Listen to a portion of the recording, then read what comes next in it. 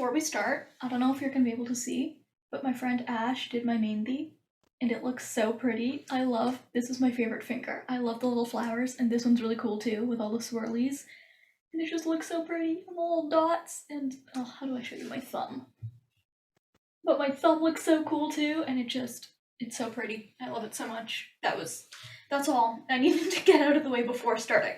So this video is a continuation of the series I'm doing on that academic ableism book that I'm never going to shut up about because it's so good, and this is part 2 in the series, but we're looking at chapter 1 because part 1 looked at the introduction, so yeah. So this chapter is titled Steep Steps, and at the beginning of the chapter, Dolmage gives a warning that there's going to be discussion of eugenics, rape, sexual harassment, and sexual coercion, and so that warning extends to this video because this video is summarizing the chapter. Okay, so the first subsection is titled Steep Steps, and here Dolmage just begins to further set up what he's going to do through this chapter as well as in the rest of the book. And so there's 2 main things he wants to do, which is to try to create a new map of higher education that recognizes the ways that students with disabilities have been excluded and the way that the academy has accommodated them, and then to look at the ways that disability as an identity, epistemology, and way of being / making meaning will continue to push us to understand teaching and learning in new, broader, and more empowering ways. So to do this, he says that over the course of the chapters, he's going to use 3 metaphors that come from the field of disability studies itself and nicely articulate the ways space excludes, the ways space can be redesigned, and the ways that space can be more inclusively conceived. The first of the 3 metaphors is steep steps, which just refers to the fact that the university has established steep steps to keep certain bodies and minds out. And then the next one is the retrofit, which is just looking at how we retrofit our structures for access through things like adding ramps to the sides of buildings and accommodations to the standard curriculum, but we never let disability come in the front entrance. And then the final one is universal design, which is a framework that allows us to think about how we might create an enabling space for learning and a way to think broadly and inclusively about ability. He then states that the first premise of this chapter is that we need to care about space, because spaces and how we write about them, think about them, and move through them suggest and delimit attitudes. He deconstructs the implications behind a statement that quite often comes from teachers or professors, which is that there are no disabled students in my class, and he says that this statement is a type of apologia for not creating an inclusive classroom in the first place, because it's statistically and practically nearly impossible to have a classroom where no student has any form of disability. And he says that something which is sad and scary is the fact that the statement, "there are no disabled students in my class," sounds or feels like a wish or desire, and because of this, disabled people have traditionally been excluded both from buildings and from the ongoing building of academia. So he elaborates on this, explaining that in the modern university, students with disabilities are kept far away from the discussions in which their input could be the most illuminating and challenging, an exclusion which extends from dialogue to infrastructure. So the wish or desire to have higher education which is devoid of disability is academic ableism in a nutshell and is really rooted in eugenics. He says that by more literally mapping disability as a reality and an important contributing population in colleges and universities, there's a move to refuse this desire for academia and for an educational space without disability. And he explains that disability has a long history of being mapped as if it's a foreign land, and this distanced curiosity remains one of the most repetitive, debilitating, and yet normal ways of regarding the life and work of disabled people. So in this chapter and in the rest of the book, he says that he's trying to show that disability is a reality both in the lives of those who claim this identity and in the lives of those who believe themselves immune. He then reflects on how disability is also produced, sometimes most powerfully by our uses of space, and he says that for teachers, if they want to treat students ethically and respectfully, they must consider spaces where they teach in terms of disciplinary attitudes, but also in terms of bricks and mortar, walls and steps, and pixels and bits that exclude bodies. He emphasizes that the disciplinary and the institutional, and the discursive and the physical must always be considered in interaction.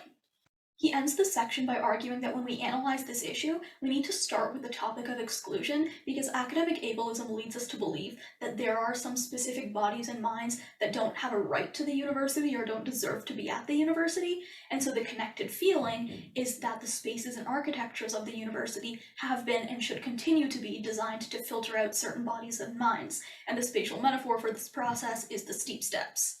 The next section is called Steep Steps to Ivory Towers, where Dolmage delves deeper into the steep steps metaphor, and he explains that it describes how the university has been constructed as a place for the very able, and puts forward the idea that access to the university, as well as the entire university experience as a whole, is a movement upwards where only the truly fit survive the climb.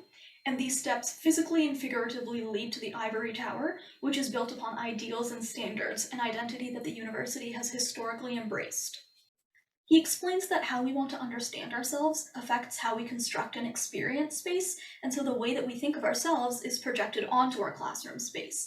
So the statement, "there are no disabled students in my class," is a map of fear, but is also voicing a desire. There's a fear of the presence of disability and a desire for its opposite, which is its eradication and exclusion. He started speaking about this at the end of the previous section, but just to reiterate, he says that the steep steps metaphor sums up the ways the university constructs spaces that exclude. The self or selves that have been projected upon the space of the university are not just able-bodied and normal, but exceptional elite. He explains that this projection unites many other discourses of normativity, such as whiteness, heteronormativity, empire, colonialism, masculinity, etc., which in connected ways push down and mark some bodies, while insisting on the natural, unmarked place of the privileged at the top of the steps. He shows how the same thing happens, often concurrently, with the marking of minds, where the university pulls some people slowly up the stairs, and it arranges others at the bottom of the steep incline, reinforcing hierarchies, divisions, and disabled people being objects of study in higher education. And he explains that disability has been a rhetorically produced stigma that could be applied to other marginalized groups to keep them out of the university and away from access to resources and privileges. He goes into another function of the steps of the university, which is to teach students to look down upon those on the steps below them while they carefully maintain their own positions. And he says that white students know that the fakeness and ineffectiveness of diversity initiatives on campus maintain their white privilege, sometimes just as powerfully as overt forms of discrimination do, but if white students play along with the pantomime of tokenized diversity, they won't have to challenge their own privilege or lose that positioning. And so in a similar way, he explains that allegiance to a respectable form of ableist rhetoric or apologia is required of faculty and students if they hope to access the privilege of the university themselves. Okay, this is a long but important quote. If faculty and students can be seen to just try to accommodate some of the time, to play along with the game of accessibility and inclusion, they know that their own intelligence, ways of learning, and embodiment can be kept safe from stigmatization, can be unaltered and unexamined. Students and teachers will show allegiance to exclusions that reinforce their privilege and show allegiance to processes that maintain it. It's not just in assessment situations in which teachers are asked to decide who gets to be included and who does not. This selection is folded into every aspect of university life. Ableism is not a series of bad or sad anomalies, a set of discrete actions.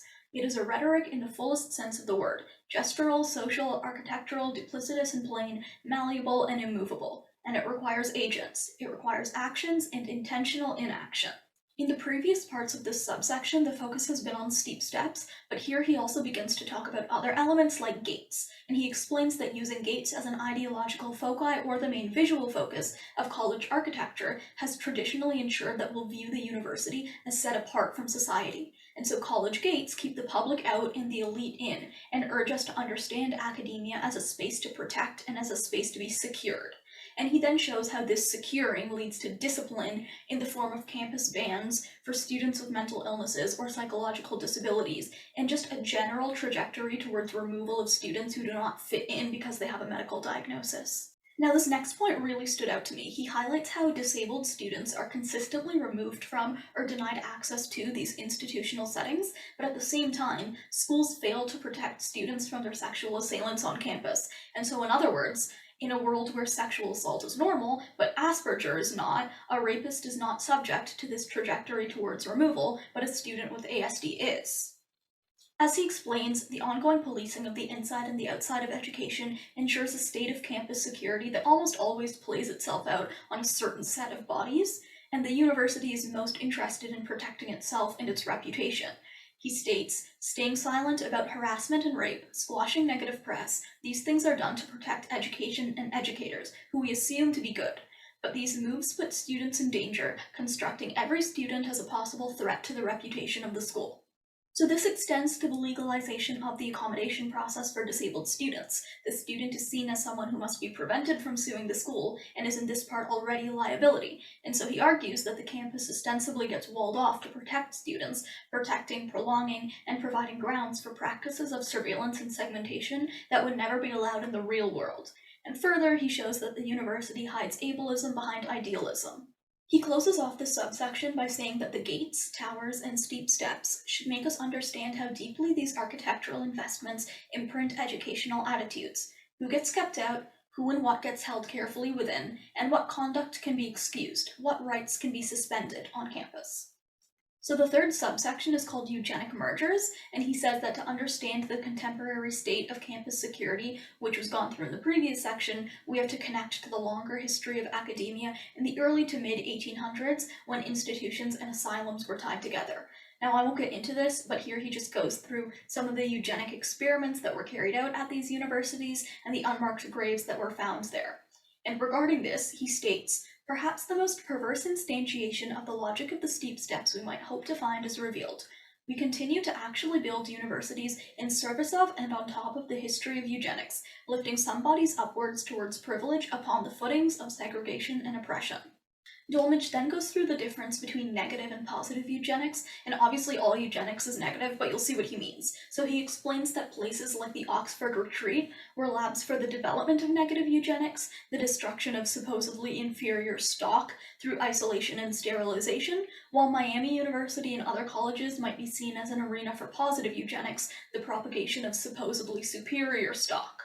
And so negative eugenics has already been covered quite in depth in this book through all the examples of experiments and such that took place at these universities, but the rest of this subsection focuses on how universities push positive eugenics through their programs and messaging. He references the work of Charles Murray, who shows that North American colleges and universities have been tremendously successful at sorting citizens, with the top 10 US schools sucking up 20% of the top group of students based on standardized tests. And this sorting then leads to what Murray calls cognitive homogamy, which is when individuals with similar cognitive ability have children. And so Dolmage begs the question, what could be more eugenic than this? He highlights that we act as though this is some sort of accident, but it very much is not. So Dolmage uses Miami University as an example, where this robust Miami merger program is run, and through the program they send Valentine's Day cards and promotional materials to every individual who met their spouse there, and they boast that about 16.4% of living alumni of the university are Miami mergers. And so at Miami University, terrible experiments were carried out in the 1800s at a sanitarium referred to as the Retreat. And Dolmage demonstrates that the Miami Retreat and the Miami Merger represent two extremes. One group of people institutionalized out of the gene pool, and one group coerced into it. And so negative eugenics could not be more clearly set in contrast to positive eugenics here. He demonstrates that these mergers often take on an economic connotation. The best eugenic stock meet one another on campus, combine their worth, and then contribute back to the school, thus further shaping it in their image and with their dollars. It's literally a positive eugenic dream come true. And he explains that admissions policies are often focused on the potential of students to later on become donors. He concludes this subsection by saying, "The steep steps have strong historical roots. They were created in part by the parceling out of land and the juxtaposition of spaces of higher learning beside spaces of warehousing and experimentation. The steep steps also continue to grow steeper. Privilege begets privilege. Finally, eugenics is alive, well, and hard at work at North American colleges and universities." And I think that's one of the biggest things that this book has helped me to see. I'm not done reading it, but so far, just the idea that, I think we like to think about eugenics as something that was happening in the past. That's when all those awful experiments were carried out, but we're past that. But this book is very much showing that these eugenic thoughts and ideals and things like that are still very much built into the university.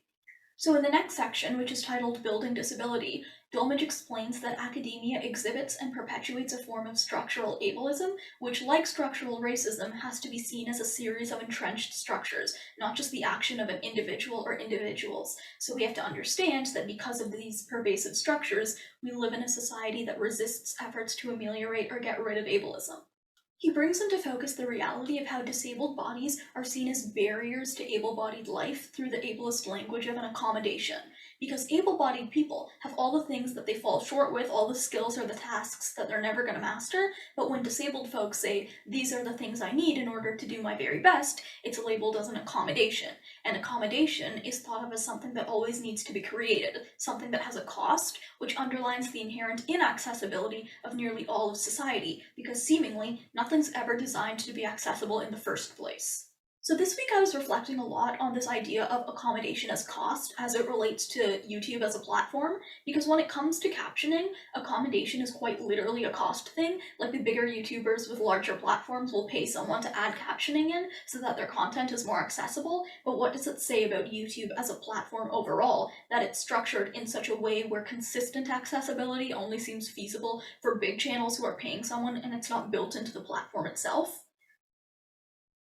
And I know, okay, there is that like YouTube automatic caption thing which they generate, which I've heard mixed reviews about. Some people say it's good, some people say it's bad. I'm not really sure, like, I don't use them, so I don't know how effective or ineffective they are. But even those, which YouTube automatically generates, are sort of presented as an afterthought because they appear after a couple of days. Anyways, I kind of went off on a tangent there, but back to Dolmage and this section. He says that accessibility itself is constructed as an X nomination, a negative or inverse term existentially second to inaccessibility. Accessibility is existentially second in a way that demands a body that cannot access. Nothing is inaccessible until the first body cannot access it, demands access to it, or is recognized as not having access. So he continues, saying that the structural ableism of society mandates not just that structures be built only for preferred bodies, but that this preferred status be born out of and be proven by all of the bodies that are denied access. So having access, then, isn't momentous for those who can easily move through these spaces, but being denied access and pointing out this denial creates a spectacle, so needing access is momentous. So next he delves into what it means to suggest that disability is constructed, and he acknowledges that an emphasis on social construction can often diffuse the political power of an identity group and can in some ways be used as a method of silencing. So he explains that social construction can remove the focus on the particularity of differences of bodies and minds, because if we're all disabled by an oppressive environment or architecture or pedagogy in some way, why does the disability perspective really matter? How's the embodied experience of disability any different from the norm? And so the final effect can be just as oppressive as the reality that social construction serves to critique. However, he argues that a cautious and rights-oriented social constructionist philosophy can interrogate or explore the ways that bodies and cultures, biology and social structures, and even texts interact with and co-create one another. So to explore this cautious interrogation, he uses the example of the ways that in the last 3 decades, buildings have been increasingly understood as being capable of making people sick.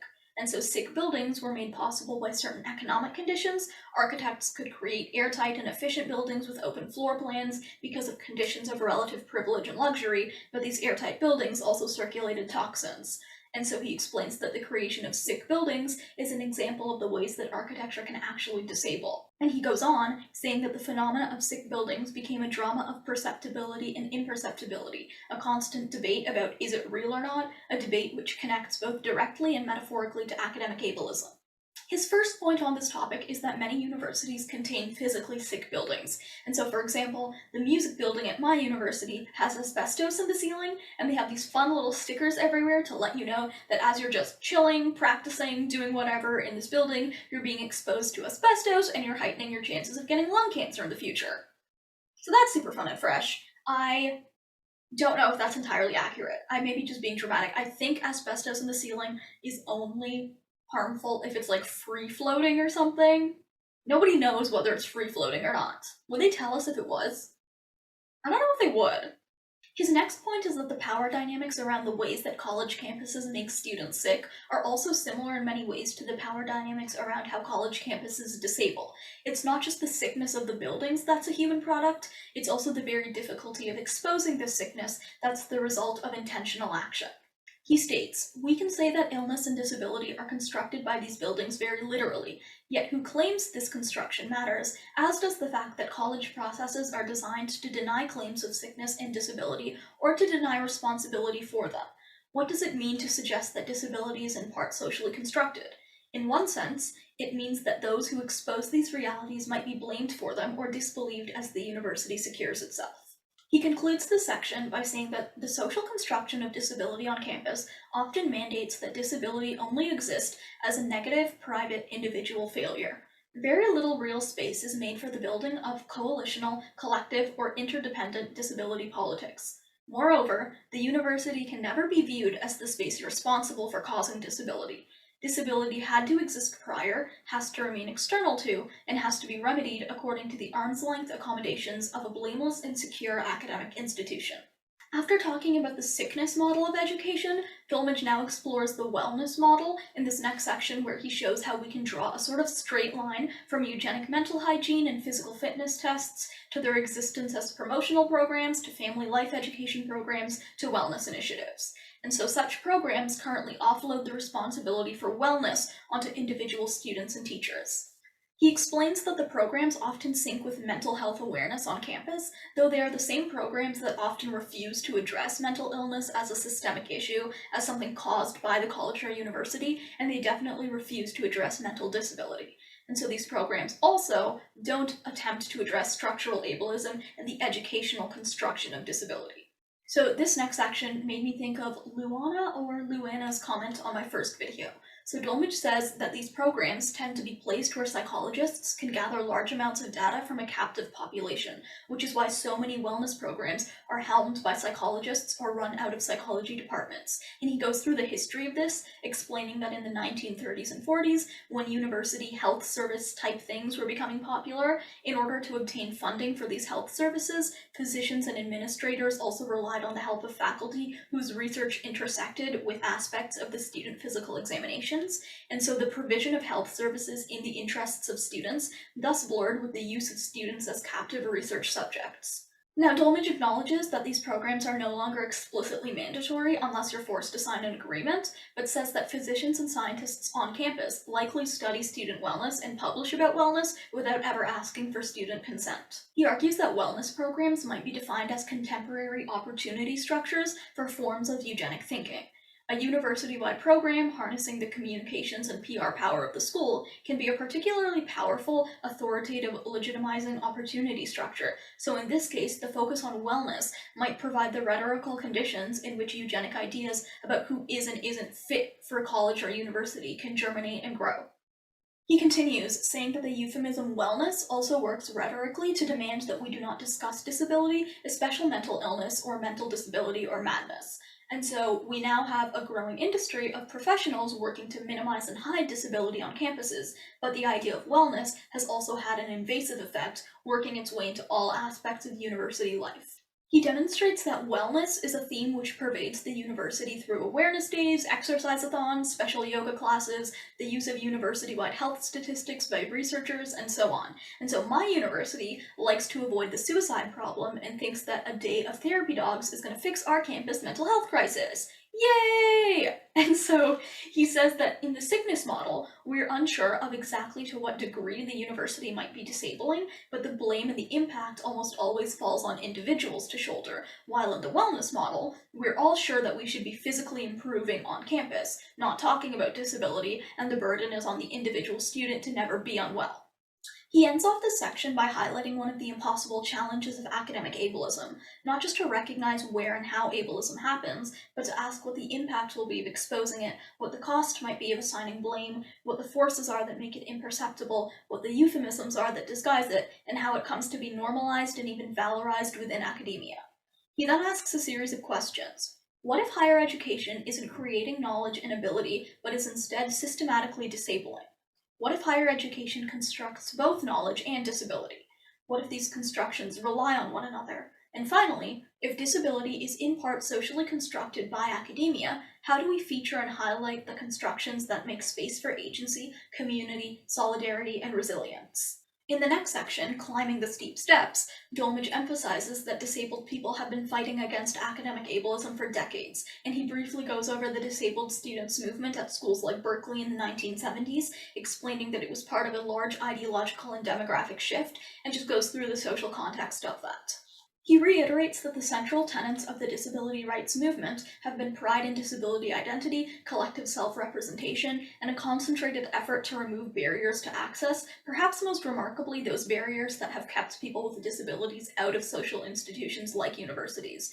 And he states that central to this history has been the idea that disability is created by a social, physical, and educational environment shaped in ways that exclude. Eugenics works to strongly ground inferences about social worth in biological formulae, using science to suggest that differences between people are predetermined, genetic, and immutable. Now, here comes his truly wild idea. What if, instead of the idea that nature determines individual success, we saw the world as inequitably shaped and built, and believed instead that the reform of society and culture would allow for a more equitable world? Isn't that wild? Like, I know it's radical, but what if we just genuinely wanted to make the world a better place for everybody to live in? Dolmage then says that the social model of disability has been central to the struggle for disability rights, drawing attention to the oppression of people with disabilities. This model posits that disability is purely social and oppression stacked onto people on top of their impairments, which are real. That said, this was largely a materialist movement and suggests this clear split. He references Michael Oliver, who wrote, "Disablement has nothing to do with the body, impairment is nothing less than a description of the body."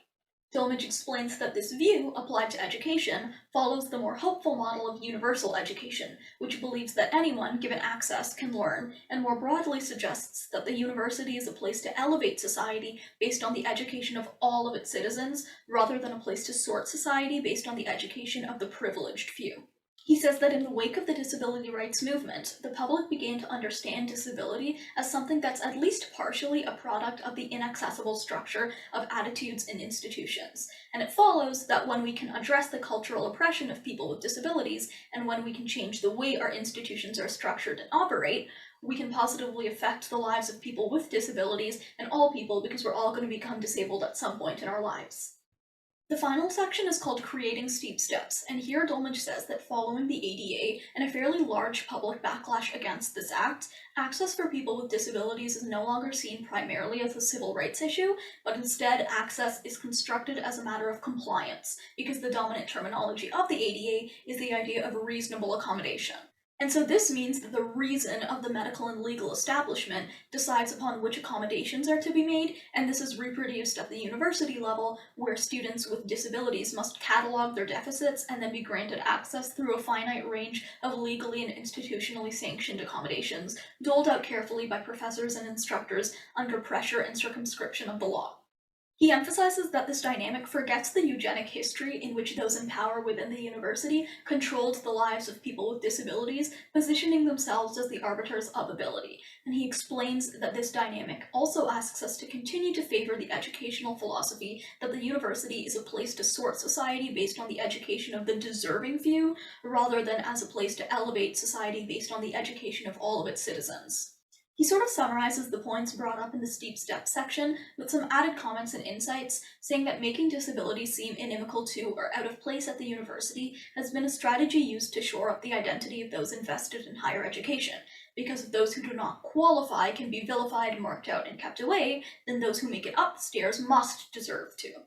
And so in this way, the university disavows disability, because the steep steps create an environment in which disability cannot be validated or recognized, in which students with disabilities must fall to the bottom. And he says that the fall or the sorting occurs because over time, those invested in higher education have refused to believe that the body traversing the steps could be disabled, or that the elite mind could be imperfect. And at the same time, their legitimate fears, perhaps grown from the realization of their own weaknesses and their own vulnerability, led to the creation of disability as a kind of counterimage to them.